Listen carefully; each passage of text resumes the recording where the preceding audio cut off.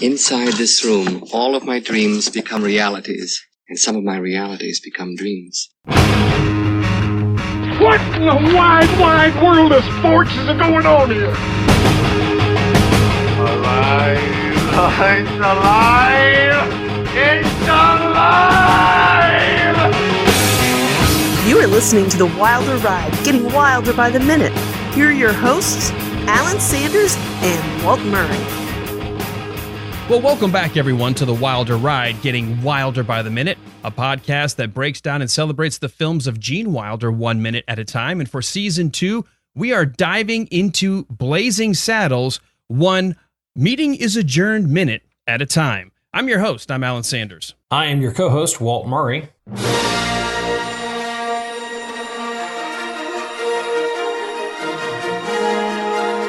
And we are so proud to bring in two guys that, if you listen to a lot of these Movies by Minutes podcasts, there's something in the FAQ that says you're supposed to always thank them for coming up with this format. So let me go first to Pete the Retailer, Pete Bonavita. Thanks so much for being here of the Star Wars Minute. Sure, thanks for having me. And Alex Robinson, also of the Star Wars Minute. Thanks so much for being here. Hello there. Oh, it's Ben Kenobi. Hello there, little one. Wait, I didn't get to do a voice. What? Well, that's your fault. Oh, man, maybe next time. All right, we always... Yes, I was all serious and thankful, and Alex, you had to go all throw a Have you not there. listened to our show before?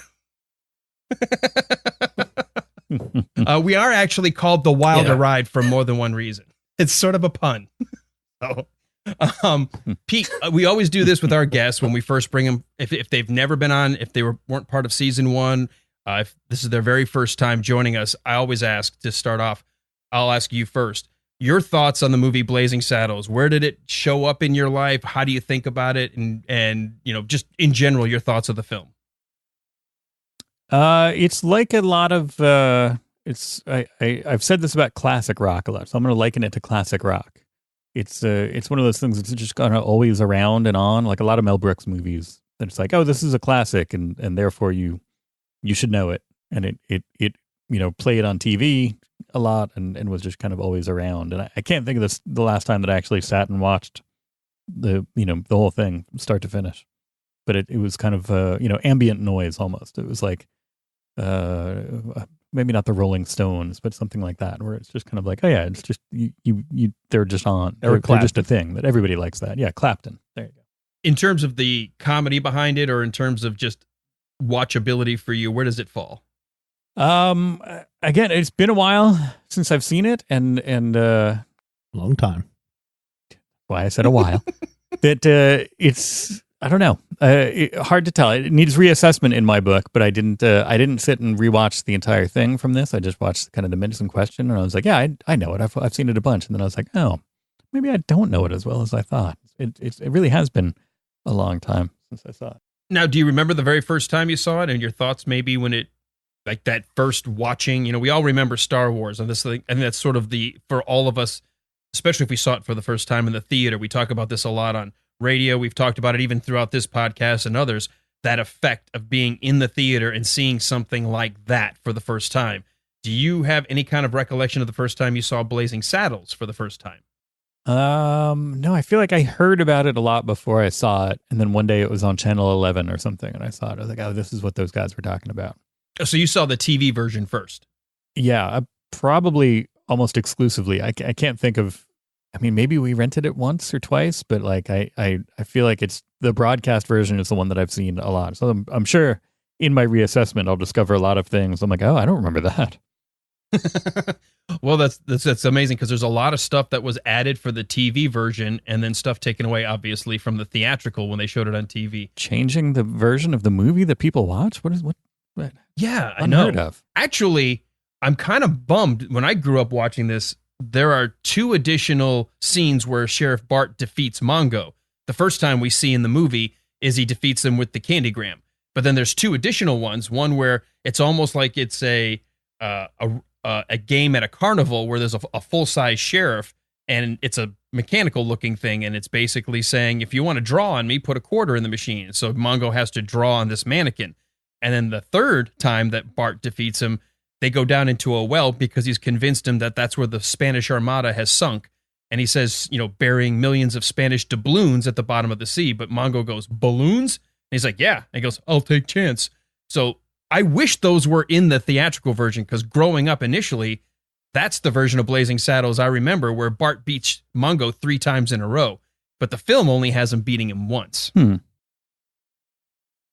Now, Alex, let me go to you and ask you kind of that similar question. Do you remember the first time you saw Blazing Saddles? Not specifically. Like Pete, I think the first time I saw it, it was on regular television, like Channel 11, or local independent station. And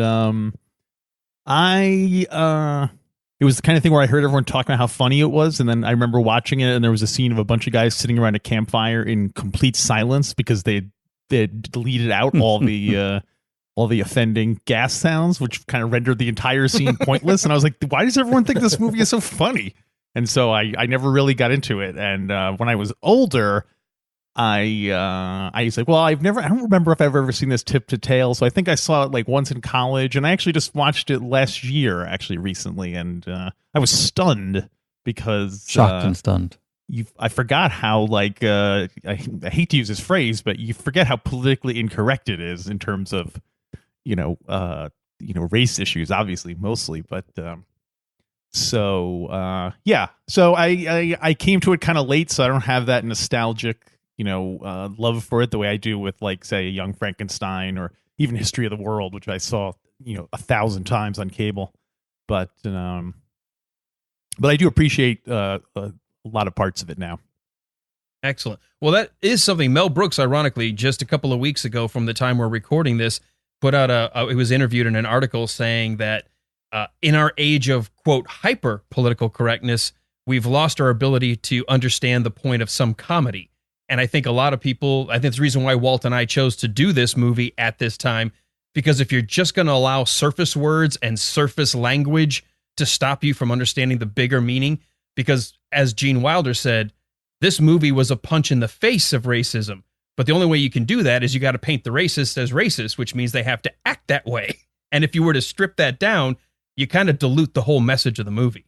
Yeah, I can see that. Yeah, comedy is supposed to be the prophetic voice in the culture in some ways. And so when you do strip that down, you lose that prophetic voice. And I think that's kind of a scary thing. Well, I mean, I try to, as a white guy, I know it's very tempting to go, these politically incorrect guys are nuts. But, like, I guess some people would say, well, you can give warnings to society without necessarily denigrating, people. So yeah. it's no, I agree with that 100%. I don't want to say my right to laugh is more important than you not feeling threatened by, white people around or whatever. So, right. I do agree with that. And I think what Gene Wilder said about this movie, where they really used comedy to punch racism in the face, is an important thing to understand. And of course, the culture at this time when they made this was completely, well, it was very different in what was acceptable to use in comedy than what we have now. Right. Oh, sure. Yeah. But I also agree that some getting caught up in the surface meaning of words without necessarily examining the intent behind them is, kind of, that does seem like, ridiculous to me. Right. Like, as soon as what people deem an offensive word comes up, just instantly, like, shut down and no further, negotiation is allowed. So it's can be challenging. Yeah. Yeah, I think that's what Walt and I are doing with this is we're hoping for those folks that have grown up seeing the movie that they're going to look back at it nostalgically and remember, what it was for them to see it, their first sleepovers or whatever. But at the same time, there is a younger audience, and hopefully we can get them to realize, hey, there's a reason this is considered one of the top 10 best comedies of all time, according to AFI. You ask Mel Brooks, and he says, no, this should be number 1, 2, 3, and 4 of all time, followed by Young Frankenstein, of course. But we want to try to open the conversation, at least to say, hey, there's words, and those words are offensive, but you have to go deeper and understand there's a story here, and there's a meaning behind it. And when you realize that almost all the white guys are bad, and the black guy's the good guy, and everything gets topsy-turvy, and to come out in 1974 and be so ahead of its time in trying to, through satire, poke fun at people who would judge you solely on color. I love it. And to this day, it's one of my all-time favorite. It is my all-time favorite Gene Wilder comedy. Yeah, I mean, the intent is clear, I think, as far as the big picture goes. And then there's, like you said, it's made in a different kind of era, climate. So there's other stuff kind of, not by the wayside, but other stuff that's kind of outside of the main narrative that ends up being stuff that we wouldn't do today, obviously. That's like, doesn't get kind of erased by that, but it's like, all right, well, I see what, I understand what they're going for here, and also like, but I feel like everyone's being really cautious, which is fine. Let me go ahead and let's get started with the minute then, because again, this is something where we have you guys for the very first time, and it is our privilege and our pleasure to have you here join us on the Wilder Ride. But we are here in minute number 22 for this Tuesday release.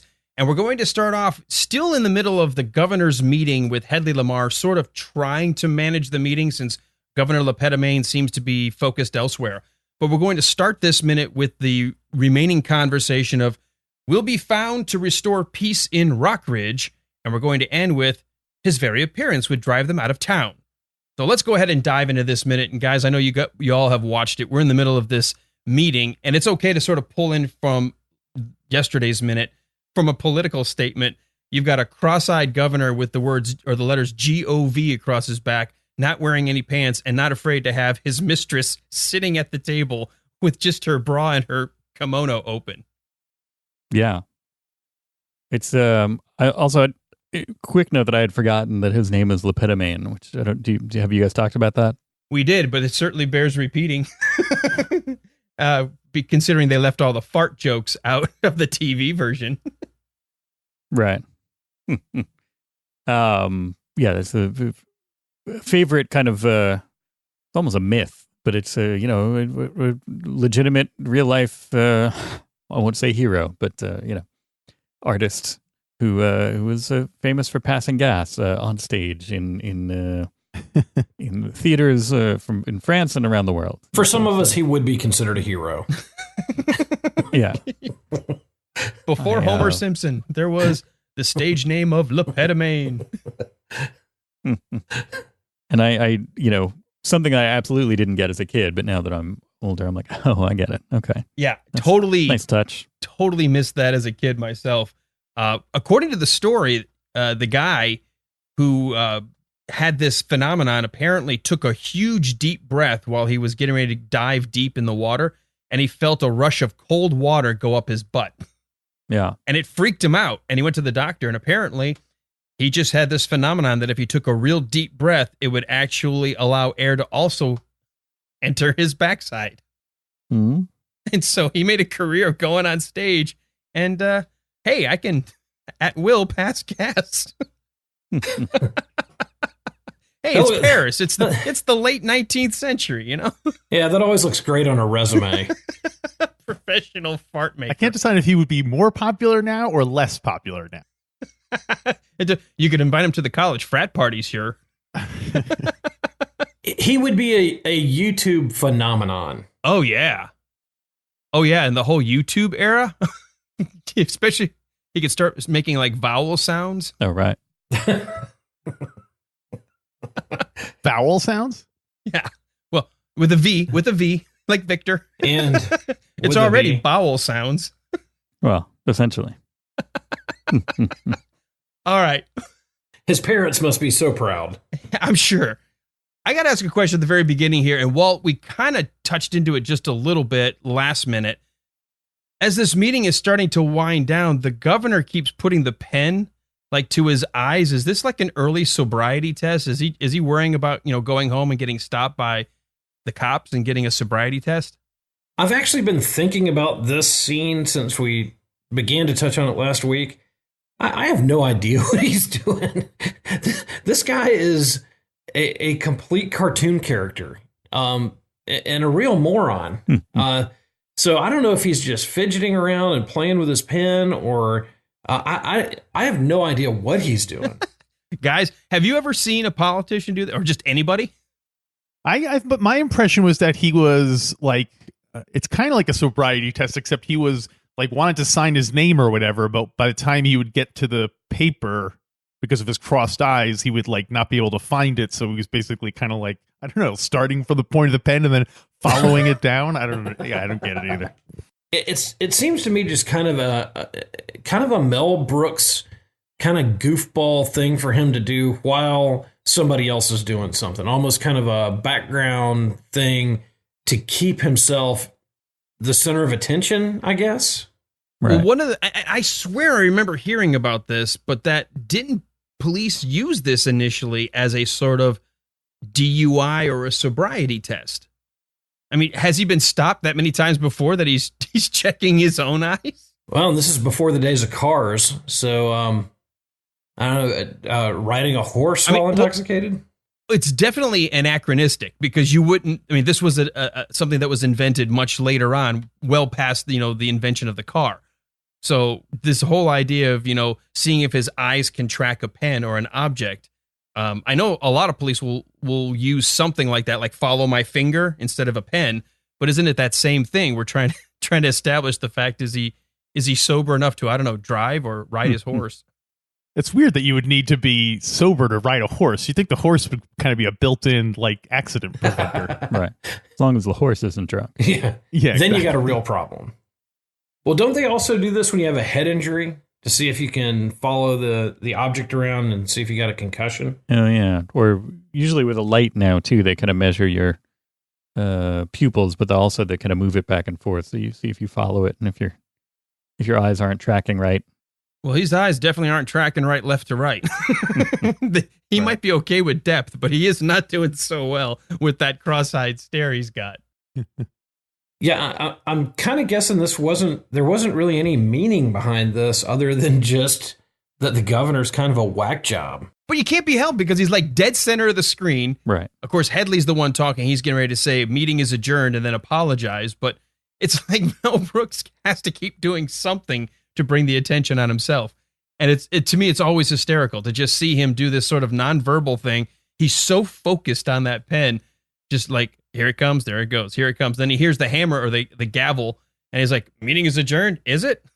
He's like, I'm sorry, you say that. What? Meeting is adjourned. It is? Meeting is adjourned. Oh, I am sorry, sir. I didn't mean to overstep my bounds. You say that. What? Meeting is adjourned. It is? No, you say that, Governor. What? Meeting is adjourned. It is? Well, one thing I noticed about this scene that is kind of unusual for movies today, particularly, that is one fixed camera that never moves. So they don't focus on one face of one person who's talking and then switch to the other. This is just a conversation of basically two people facing the camera, having a conversation together, and they never move back and forth. So in a way, he kind of does need to do something every time Hedley's talking to keep, since he's the center of the screen, to keep the focus on him or to kind of keep him moving. Because Ms. Stein sits there and she is a blank slate, mentally and otherwise. So he has to do something, or else you've only got one person active in that shot.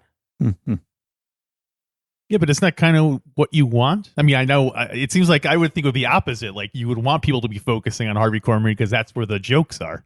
And plus he's already competing with a ample amount of cleavage there. So the more distractions you have, the more like it would kind of clunk it up. But yeah, it kind of took me a couple of views of this scene to even catch him doing that with the pen. Now, you do realize, Walt, in Last Minute, we do have two different camera angles. There was one Last Minute that showed the close-up of Harvey Korman when Miss Stein was reading the note about the town of Rockridge requesting a sheriff, and then there was a opposite angle that was a close-up of Miss Stein reading the telegram and the governor laying back on her chest.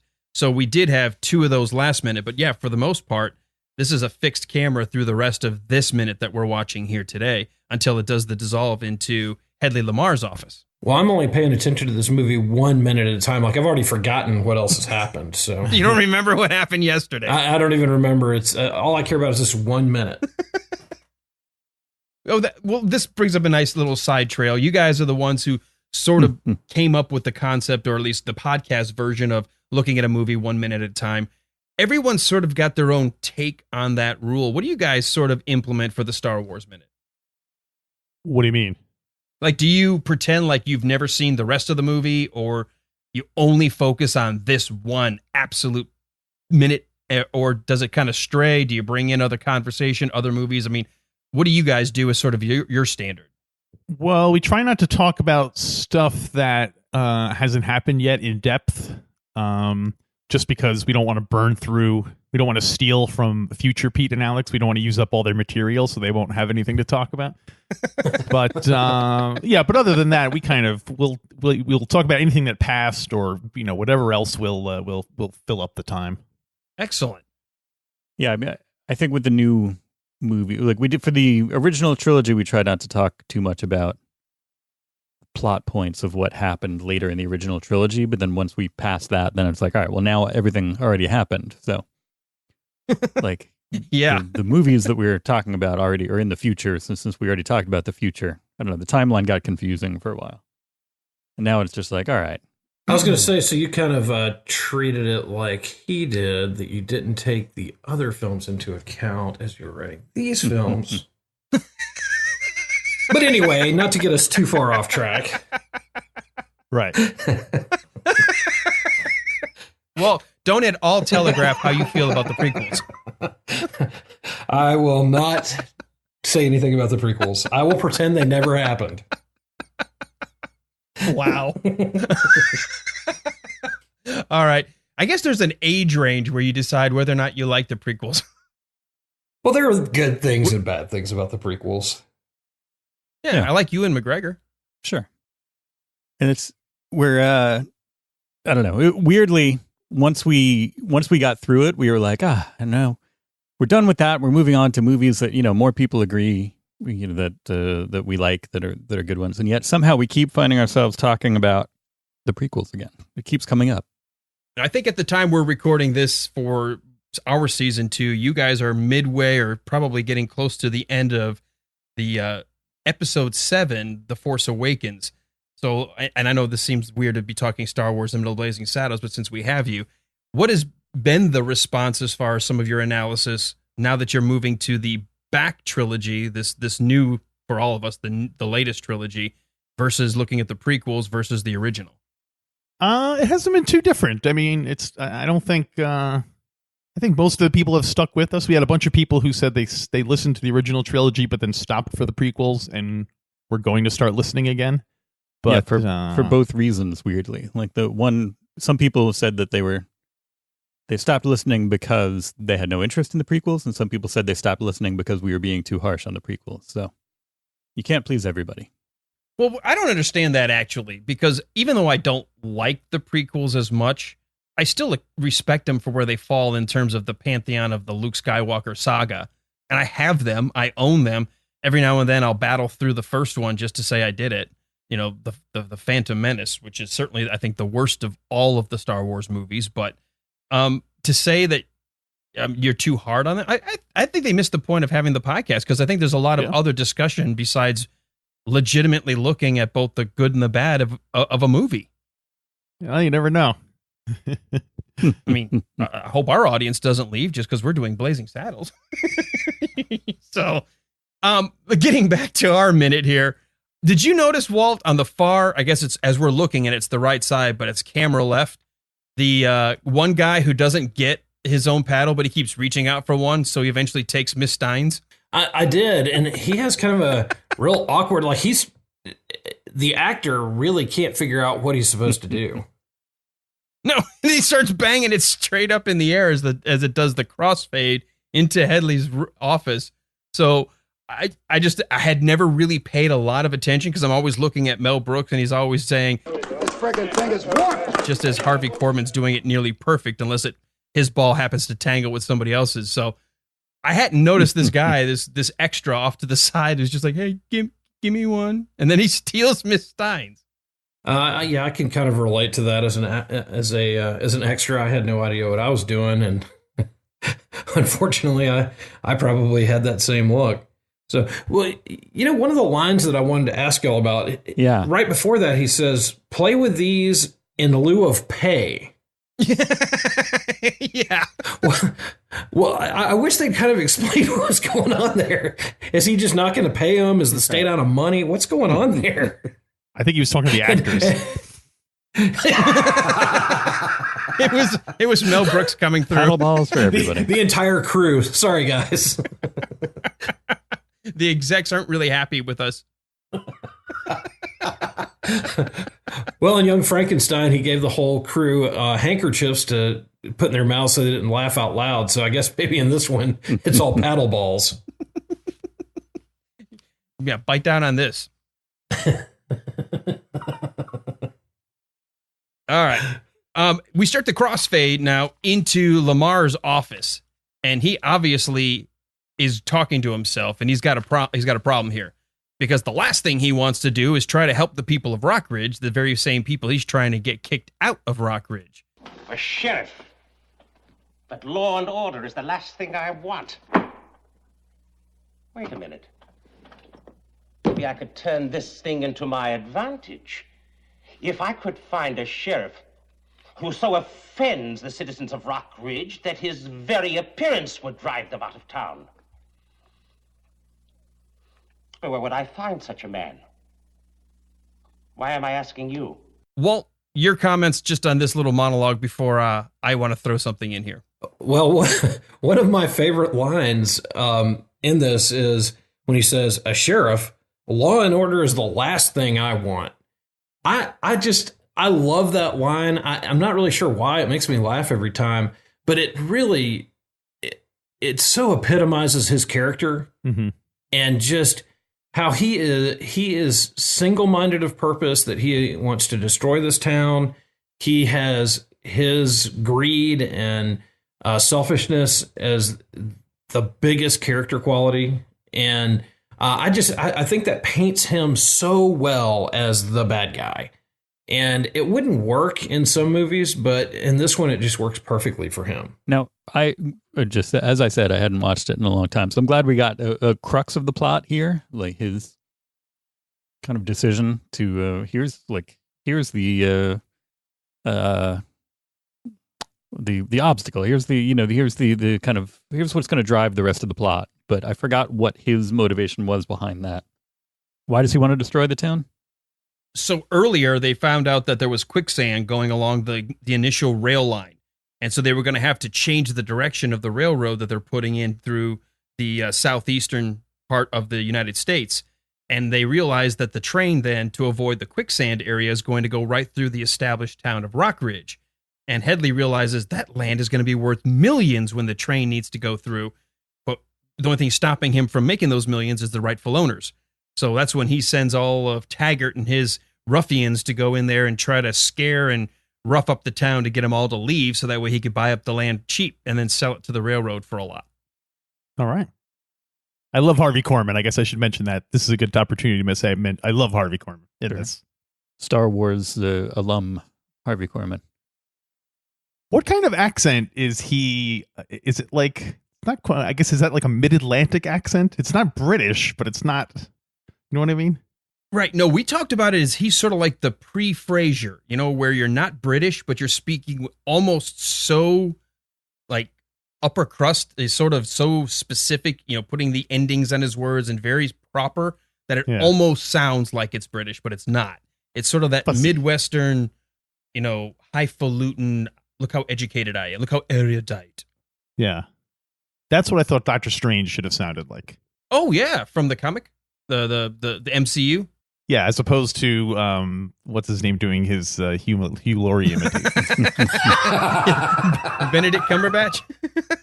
Yeah, I think he should have been more like that kind of. Anyway, moving on. We're not here to talk about that. That's funny you mentioned that, because I thought he almost went too.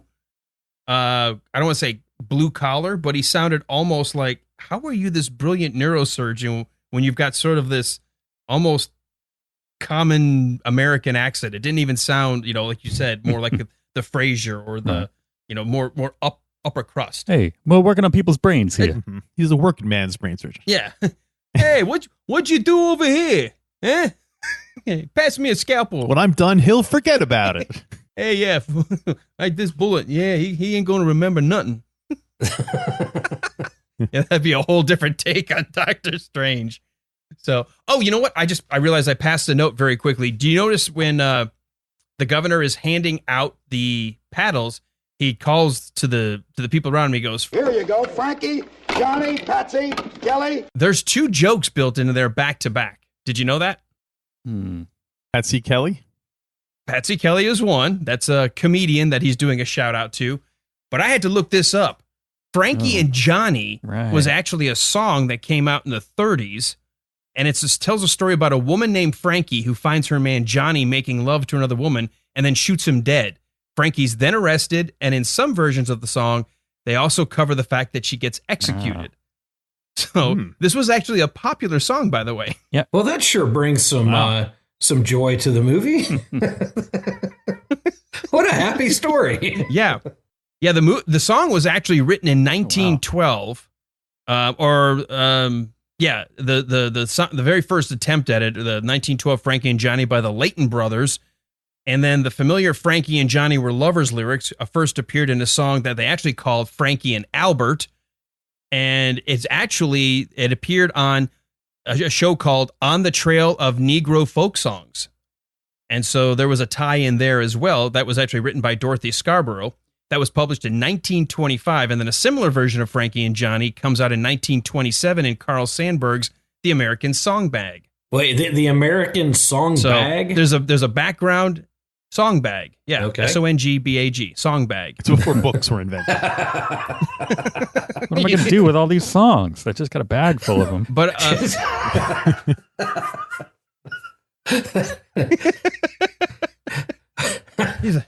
got this bag here. I got all these songs.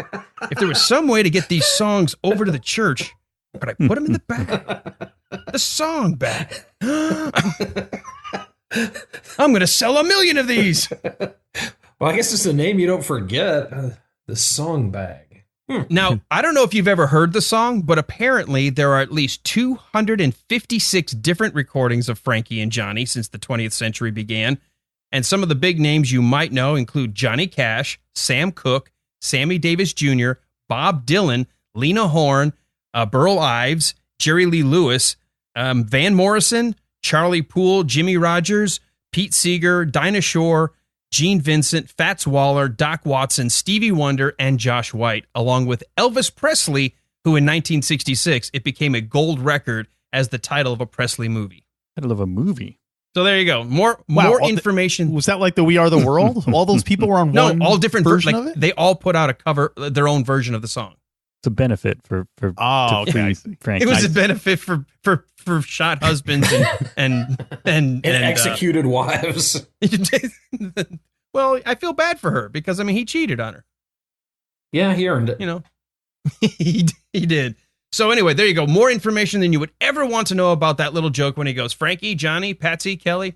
And by the way, the Patsy Kelly line is for Patsy Kelly, who was originally born Bridget Sarah Veronica Rose Kelly back in 1910 in Brooklyn, New York, and began performing in vaudeville when she was just 12. And then Patsy worked with comedian Frank Fay and starred in several Broadway shows. She was later discovered by producer Hal Roach, who paired her with Thelma Todd in a series of comedy shorts. So you can go back and look at some of the comedy of Patsy Kelly. Okay. There. Now, do we all feel like we can go to trivia night this week at our local pub and feel like we could win something? Yes, I'm sure that will be question number 1. Yeah. All the stuff that I'm learning, and I never get asked it during trivia night. It's hard to believe. I wonder why. Well, it's the best when you get to do when a trivia answer is something that you just studied for a podcast not too long ago. Yeah, a lot of times when the movies questions come up, everybody at the table, it's almost like whoosh, their eyes all turn toward me. I'm like, I don't have everything memorized about movies. All right, so there is a moment here where where Hedley starts to look toward the camera at the very end of the minute. Walt, I told you I was going to keep track of this. The number of times we break the fourth wall. This would be number 3 coming up of Hedley addressing us directly He doesn't quite look at the very end, but he's getting ready to, like, his eyes at the very last second, you can see make eye contact directly into the camera. So this will be instance number 3 of breaking the fourth wall. Well, this is a real interesting speech, and the way that they do this is real interesting. But I just kind of thought, how often do you sit around your office making a maniacal speech with all your crazy plans to destroy people? All the time. All the time, yeah. By week or by month, or what kind of... That's how this podcast came about. Yeah, no kidding. Alan's sitting in his office going, what can I do to destroy Walt's life? And make sure he has no spare time. But only if you've got all my fingertips sort of pressed together and then going, how am I going to take over the world? What am I going to do today? Yeah, Alan looks nearly exactly like Mr. Burns from The Simpsons, by the way. Well, now, I wouldn't say exactly. It's excellent. Excellent. Excellent. All right, the party's over. You have 5 minutes before we release the hounds. Get out. I love that show. Why did you do that, Walt? I mean, I'm trying to gracefully get us toward the end of this minute. I was about to announce my new podcast, The Simpsons Minute by Minute, but I was just looking for an opportunity. All right. Well, he's obviously getting ready. He is monologuing. He's doing that whole, bad guy thing where you're supposed to monologue, but normally you're in front of the good guy, and that gives the good guy a chance to either get away or figure out the plan. But in this case, he's all alone. So keep in mind that just as we end this minute, he does slip a piece of candy into his mouth, which I think is great for a little bit of a joke coming up. I think probably tomorrow. Well, I don't know if they really meant to have this line hold the significance that it does, but when he said that he wants to get a sheriff that so offends them that his very appearance drives them out of town, that is a really powerful line in reaching towards their goal here of, punching racism in the face. Because to think about what he's saying, that, because we know where this is going, that he is really looking for someone who is completely repugnant to these folks. And it really does show the depth of racism that they were addressing here. Yeah. Yeah, I mean, this is what, accurately kind of pulling up the sentiment. It's not a far-fetched thing at all that would be like, oh, okay, well, that's the most repulsive thing. Yeah, for people, in that situation at the time. Yeah, it's really it's really kind of scary to think about just the appearance of. Well, it is interesting because it dovetails right after him being he's the attorney general, which is the chief law enforcement officer, saying that the last thing I want is to have law and order. So we do get a very quick insight in this little monologue as to just how nefarious and diabolical his character really is. Yeah, we really do. So, and the thing is, I think, was it Pete or Alex, you said that you really liked Harvey Korman. I think we both like Harvey Korman. Okay. To be able to still create a somewhat watchable, likable character, even though we know we don't like who he's portraying, that's a fine line as an actor to pull off, because we still enjoy his comedic moments, especially when he gets duped or beaten. But it's not enough to turn us off from watching the performance. Do you know what I'm trying to say? Yeah, I think that's kind of a type in comedy movies, especially, where you have, like, I'm thinking of like Kevin Kline in A Fish Called Wanda. Like, you can have an obnoxious, like, unlikable character that the audience will enjoy watching because, Right, because he's doing all the things that just are shocking us. But he's doing it in a way that is not making us want to walk out of the theater. We just want to see him get his just desserts. Right. Yeah, it's a comedy, so this isn't going to end with no one really got hurt during the making of this movie, except a couple of horses like that. But if this same character was in a drama about life in 60s Alabama, we certainly wouldn't like him as a character. But because he's kind of like a clownish, over the top buffoon, it's you're willing to forgive a lot. I guess. I think so. Or let's overlook a lot.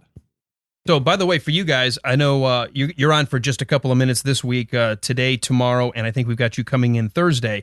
But just recently, we were actually approached by the son of Harvey Korman, Chris Korman, who is actually going to appear on the show doing a minute-by-minute breakdown of his dad's death scene. We're going to have a couple of minutes with him at the very end of the movie. Spoiler alert, but yeah, there's a scene between him and Sheriff Bart. So I think it's going to be kind of neat to get a guy who grew up watching his dad on these movie sets now talk about what it was like to grow up as the son of Harvey Korman. Nice. Right. Son of Corman. Yeah, son of Corman. We'll call those minutes the son of Corman, part 1 through 4. All right, as we wrap up this minute number 22, before we kind of tease what's coming up tomorrow, Pete, I'll go to you first. Anything on your notes that we didn't get to? No, that's it. We're good. Alex, what about you? The only I have one thing I can save for later because it has to do with Mel Brooks's crossed eyes, and they show up again later in these minutes. But this scene reminded me also of the film Duck Soup, the Marx Brothers movie, where Groucho Marx is the president of Fredonia, and he's sitting at a desk, and I think he even has a paddle too. But oh my God, I can't believe I didn't even think of that. Maybe he's playing jacks. I'm not sure, but anyway, we'll have to check. Before we record next time. But anyway, that's what this scene reminded me of. With Zeppo is feeding him straight lines, and he's coming up with witty rejoinders. So it's kind of like that. Yeah, bring that back up because I can't believe, Walt, you and I didn't even think about the whole Marx Brothers tie-in, because that was something Mel Brooks would have been not only a fan of, but certainly would have thrown in there as sort of an illusion for people who were aware of the Marx Brothers body of work. And now that you say that, he does look a lot like him with those crossed eyes. Well done. That's why folks, you don't listen to the show for us, because if you did... Oh, no, you don't well, listen how for sad us. is your life? It's for the guests we bring. People much smarter than us. Yes. They know what they're doing. Yeah, it's a low bar, but... I think both of those are questionable, but, Well, we want our guests to succeed where we fail. That's right. So, all right, Alex, I know you're going to save then sort of more of the Duck Soup discussion for later, but anything else then for this minute? That'll do it for me. All right. Walt, what about you? Anything on your notes? The only other thing that we kind of overlooked was when they were talking at the beginning and Harvey Korman said, "Meeting is adjourned. Oh, I overstepped my my authority. That's what you're supposed to say." And they have that kind of back and forth, and he says what? And he says, "Meeting is adjourned." Oh, it is? And they go through that kind of back and forth, repetitive joke again. But it shows that Harvey Korman really is the power behind the governor here, and that the governor's really just a paper tiger as far as a leader goes. Yeah, I think we're going to see that as continuing this week, as Alex kind of inferred. We're going to have another discussion with the governor. I think that's constantly reinforced, that this political commentary, that sometimes the government that we see is not really who's calling the shots. It's the people behind them. And I do like that that's consistently reinforced through Hedley Lamarr's character, sort of taking charge and giving ideas and coming up with the solutions, where the governor just sort of sits there cross-eyed and can't wait to get back to walking his parapet. I also like about that joke, they did it twice and then they stopped and moved on. That really could have gotten, they could have gotten in the swamp with that really quick if they had done it one or two more times. But they hit it twice and then moved, and it was a good delivery. Yeah, but this is early Mel Brooks, where he was much better with his comedy, rather than late Mel Brooks, where he got a little over the top with his comedy. Yes. Because I mean, this is not Men in Tights. It's pretty close to the top as it was. Yeah, exactly. Yes. So, all right. And I don't have anything else. We had almost skipped past all of that wonderful music history, but now that we've gotten past all that, that's everything I had. So before we set the table for tomorrow, Pete and Alex, whoever wants to take this minute, or if you guys want to split it, however you're used to talking about it, where can people learn a little bit more about you guys and your Star Wars Minute podcast? Well, I guess the easiest... go ahead, Pete. Oh, see? Seasoned professionals. We've been doing this for a long time. The best way to find us is StarWarsMinute.com. We're both there all the time. You can, and links to the various social media platforms that we operate under as Star Wars Minute usually. And we have the Star Wars Minute Listener Society on Facebook, where we have a big kind of ongoing chat with people about what we talk about and what we do. Excellent. Walt, where can people learn a little bit more about us? One of the great places to learn about us is our website, and that's www, as Alan loves, .thewilderride. Cutting that out. thewilderride.com. And from there, you can find our past episodes. You can find links to our Facebook page and other places on social media, and a list of our guests and where to find them. If you're interested in checking out the Star Wars Minute, Pete and Alex will be listed there, and you'll have links to their website and other places. All right. Come back tomorrow, Wednesday, Hump Day, Igor's favorite day of the week, where we will have these guys joining us back again for the minute, where we will start off minute 23 with, but where would I find such a man? And we're going to end with, be with you in a minute. And we're going to find out a little bit more about Hedley's plan, and we're going to return to what's the governor up to. But you got to come back tomorrow for this, The Wilder Ride. Frankie, Johnny, Patsy, Kelly? Patsy, Kelly? Here, play with this in lieu of pay. That's by the way, Pete and Alex, that's we're sending you a paddle in lieu of pay. Oh. It'll be autographed, though.